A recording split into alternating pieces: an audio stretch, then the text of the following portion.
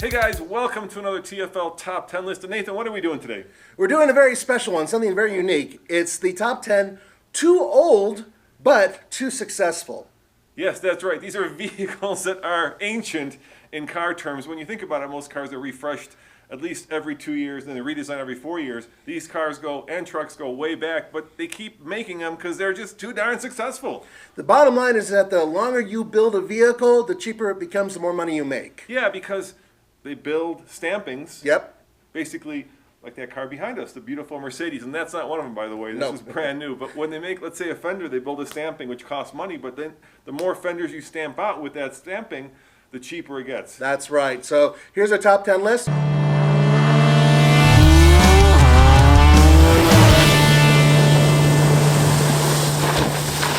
Our number 10 is a fun one because we have it for a long-term review. It's the Nissan Frontier. It is the oldest truck in the land. It dates back to 2005.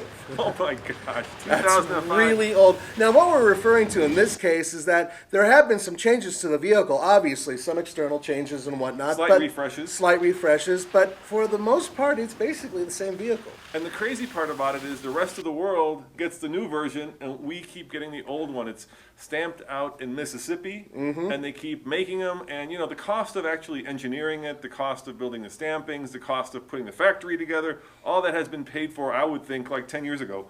Yeah, I mean, it's profit. There was a joke from one of the guys, but he said they pop a cork of champagne every time that somebody buys one of those because it's such a profit. I mean, consider how long it's been around. Yeah, and the other problem with it is, of course, they've introduced a new Titan here. Right. So they don't want to take focus off of that, so the Frontier keeps soldiering on. Let's go to number 9. This is one of your favorites. Well, yeah, the Jeep Wrangler, and this dates back to 2007. Now, keep in mind that the Jeep Wrangler has supposedly been re-engineered, and there's a brand new one coming any day, or any year. Yeah, they've been saying that for the last, 2 or 3 years now. We were in Moab last year expecting the new, I think it's going to be the JL, right? The current model is the JK. And right. Now, internally, it's called the JLK.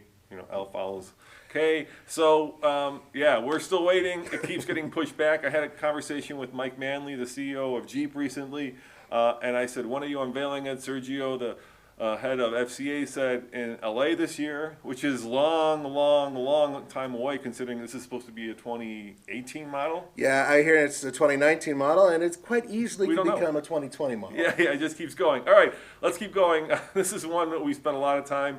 The number 8, too successful but too old, is the Dodge Journey back in 2008, dude. Yeah, it's been around for a long time, and they're selling the hell out of them. It's not a very expensive vehicle to make. It's old. It's like painfully old. They've refreshed it. In 2011, it got a refresh. You got a new nose. And they also replaced an engine. They put the Pentastar in it, which gave it some real guts. Yeah. But the bottom line is that it's a really old vehicle, and frankly speaking, every time they sell one, big profits. Yeah, and they sold over 100,000 of them last year. Go figure. Yeah, and you know, when we're talking about a refresh, usually we mean that they put like new headlights on it, a new grille, maybe new taillights. Sometimes, like in the case of the Jeep, they've actually upgraded the interior over those years. They've put the Pentastar in just like the Journey. We were just at the Chicago Auto Show and we saw the number 7 get refreshed, which was the Toyota Sequoia. Yeah, not a huge refresh. No, they're not messing with success. They still sell them. They don't sell a ton of them, but they sell them. And it's one of the few vehicles Toyota has that is partially handmade. It was introduced back in 2008, where it was hugely successful. Since then, of course, the demand for these big crossovers has waned a little bit. Actually, it's an SUV. It's a body-on-frame truck. Yeah, it's a proper SUV. It's built on the Tundra platform. It is. And, you know, it's funny because actually the demand went down, and now it's coming back up a little bit. So we're expecting a brand new one, but we've been saying that for about 5 years. Yeah, and the refresh was mild, to say the least. All right, let's jump to number 6. And this is a big one because it's a very competitive segment, the Ram 1500. Built way back in 2009 on the platform that it is on now. And yes, they've updated engines, they've updated the look, the air suspension, the interior, and they just keep going and keep going. And the reason why, well, it's pretty simple. They're profiting like crazy on this truck. And they do have a new one that they're building, but they haven't come out with it yet because bottom line, if you could still sell them, you know, create a new version of it, keep going, you make money. The 5.7-liter Hemi is the least powerful in that half-ton class.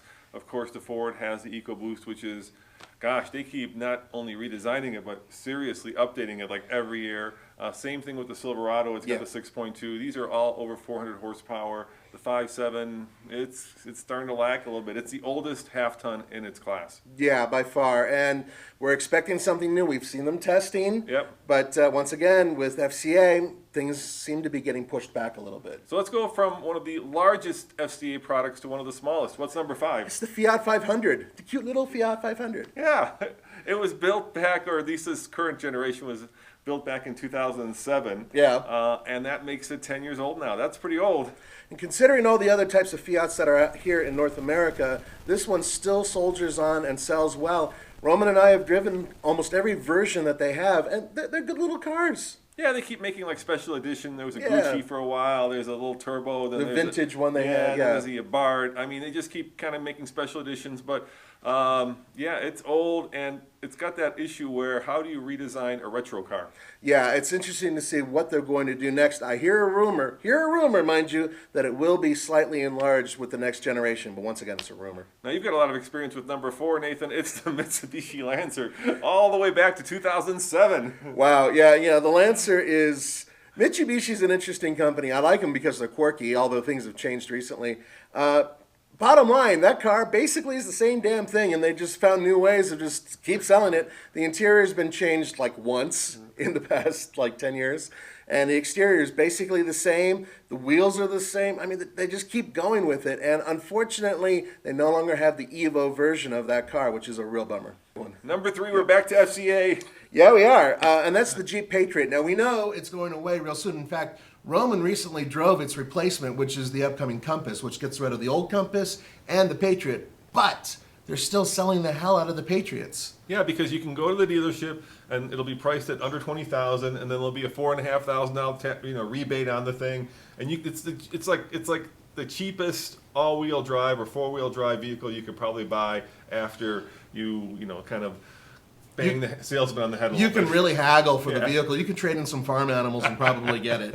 I mean, they are super uber cheap right now. Yeah, because once again, the tooling has been paid for, and they just keep stamping those things out. Although the all-wheel drive system that I used was pretty damn good. It's just that a lot of it is very outdated. Number 2, the Aston Martin Vantage, and it goes way back to when Ford used to own Aston Martin back in 2005, Nathan. Yeah, and yes, of course, they have updated it significantly, but it's still basically the same vehicle. Yeah, there's that saying, putting lipstick on a pig. They literally put lipstick. It's not a pig, but on the Aston Martin Vantage.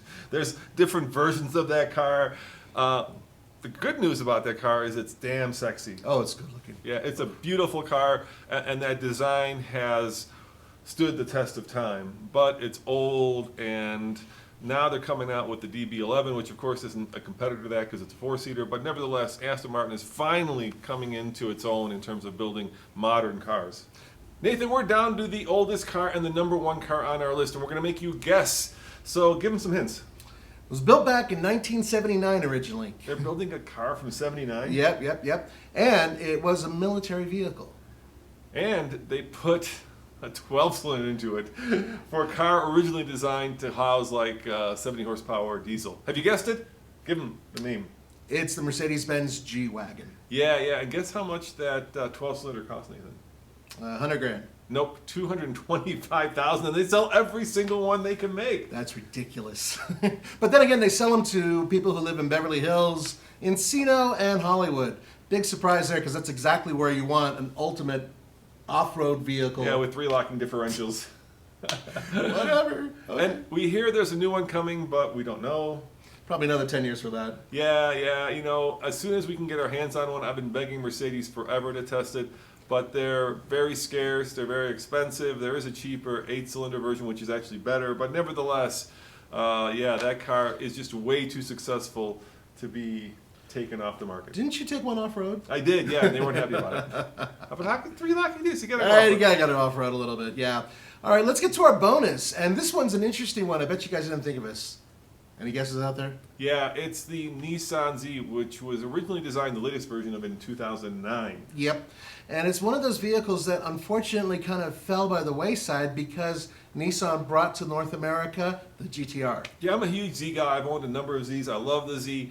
The problem with that is initially it was really successful, but when you have the GTR, it kind of takes the spotlight away from the Z. and unfortunately it's languished ever since, which is a shame because it's a great car. It is. It's super fast, great handling car. Now, the rumor is that Nissan is looking at going backwards in time and making it a little bit more like the original 240Z, smaller displacement engine, lighter vehicle, smaller vehicle that could go up against the Toyota 86. But that's just a rumor. Yeah, and I hope they do because obviously the GTR sucks all the air out of the room, but it shouldn't. The Z is its own class of cars, and in some way, it's a much better car than the GTR, at least in the sense that it has all this provenance. It goes back to the original Z. Manual Beautiful car, transmission, manual, you can get, yeah. Yeah, and it, maybe if they took it back and made it more of a retro kind of feel to it, where it's not as crazy technically sophisticated. Anyway, this has been another top 10 list. If you want to see some more, just click over here.